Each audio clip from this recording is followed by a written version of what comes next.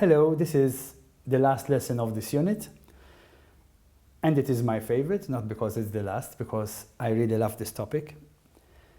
Till now in this unit we have looked at the theory of change, implementing change, starting an advocacy strategy, networking with others. However, in this part, we will look at sustainable networking. Because in various parts of the lessons till now, we mentioned that you need allies. You need people to work with you. You need to broaden your shoulders to give more weight to your advocacy campaign and basically not working with others. And the takeaways from this lesson are a short reflection about networks, because networks are a common word that we use, and then an introduction to communities of practice. We all know networks, we all network, we all have done things and we have justified them because they are good for networking. But networks in general have these characteristics, and basically they are fluidity, voluntary engagement, there are social media groups as examples of networks, and there are some misnomers about what networks or what networking could be. Communities of practice are a bit different, and we will look at their history, how they work, and how we can adopt them to our context and our needs. So, networks. Networks are fluid because, let's look at reality. How often do notifications remind you that you are in a network sometimes? You don't hear anything from something and you say, yes, this network. There is voluntary engagement in a network. That's something that you want to form part of or you end up forming part of sometimes. And it is often based on interest. Sometimes you lose interest because the network is not discussing things that meet your fancy. That is why you go dormant and you forget about the network. Then there are social media groups by profession. There are also social media oriented groups like LinkedIn, where there is more structure, but it is still a network. And then the misnomer is that sometimes networking is used like art. Even when things are not explainable, we say we do it for networking. And sometimes it is an excuse for socializing, really, no? And now for a look at communities of practice, and we will look at their history and how they work. Looking at the slide, you have two sets of boxes. On the left-hand side, you are seeing the blue boxes, and we start with their history. Communities of practice started mostly in the medical profession because medical doctors had some issue or had some special case. They wanted to have other colleagues who they could say, listen, I have this case. Have you ever come across something similar? Because of course, human beings are all individuals, so there was a lot of case law to share. It was to exchange experience, knowledge, and they were case specific or area specific. For example, they could be a medical profession of specialists in a certain sector, or as they were worked by case by case. However, they have key characteristics. There is a commitment from the members, because of course you want to be in it to share and to listen and to learn. There is an established shared repertoire, and we will explain this. And there is mutual engagement. We will go into this into a bit of further detail. In theory, there were actually even textbooks written about communities of practice, and this is where we get the three elements of mutual engagement, joint enterprise, and the shared repertoire.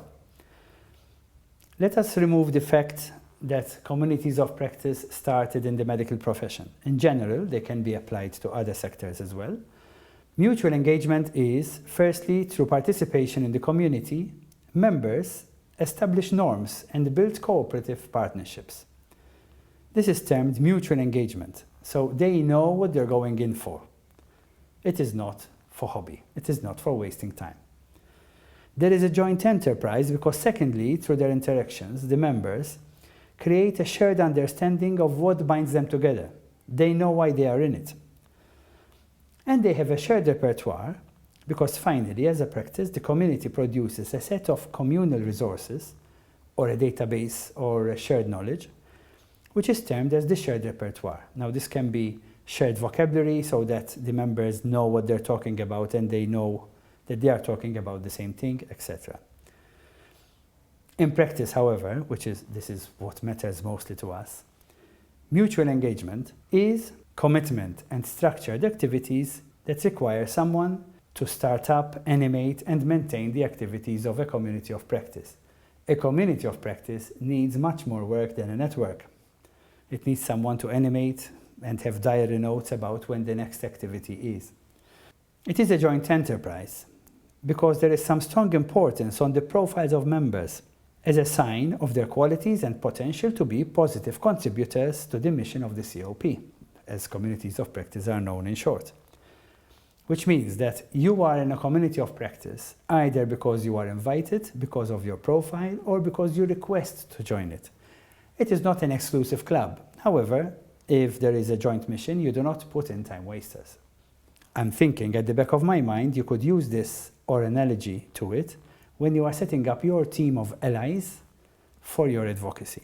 You are making your network of allies and friends and supporters into a closer relationship. There is a shared repertoire because the importance of a philosophy and clarity so that members speak the same language, and this in broad terms, so that if you are speaking about integration, you are sure that all the members in your close network, whether to the extent of a community of practice or not, but at least you know that you are talking the same language. That if someone in your team is approached by media to say, what do you mean by integration, that person will say approximately the same thing that the advocacy vocabulary needs, so that you have clarity and consistency between the members of your team. Examples, this is the best one. We have had a transition from network to communities of practice as a learning experience, and this took almost more than 10 years. We had a science network, I remember. It was in the old Comenius project. And in this network, of course, it was a network where there were structured activities so that partners share ideas about how to teach science, etc. In the end of this project, we had a strategy document, and it was suggested that we move from network to communities of practice. And we opened the dictionary to see what they were. And we set up one where there was more structure, and we had a second European project that started the community of practice. And in this, it was where students and teachers could share idea and have peer review. You could tell the other, listen, your idea, I like it, but this is where I think it could improve. So more structured activities. Then we had the Up Science project, which augmented the scope. So as you see, when you form a community of practice, the same partners could augment the activities. If you set up a closed network like a community of practice, maybe when you reach your goals, you can actually keep that team to embark on other ones.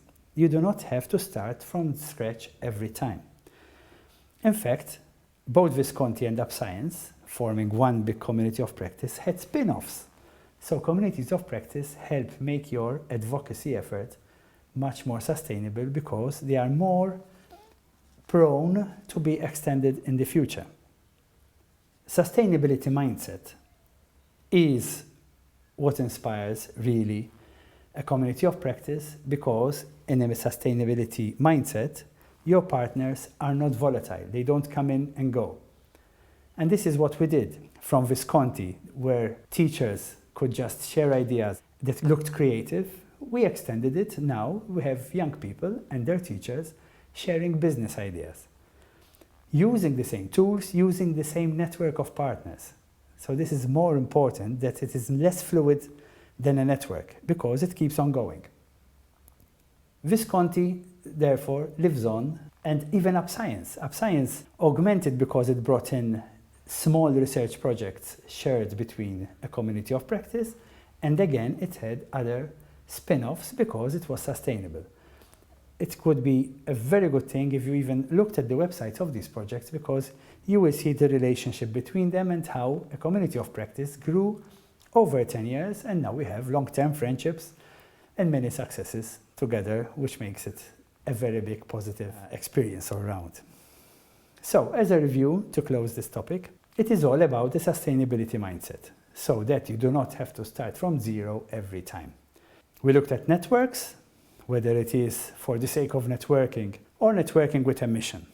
establishment of friendships, and generate a track record of activities together. This is when a network becomes very close to a community of practice. You do not need to go to the extent of a community of practice with all the dynamics, but you can adopt a formula that can be analogous to a COP. One can create a reputation for a mission and then form a community around it.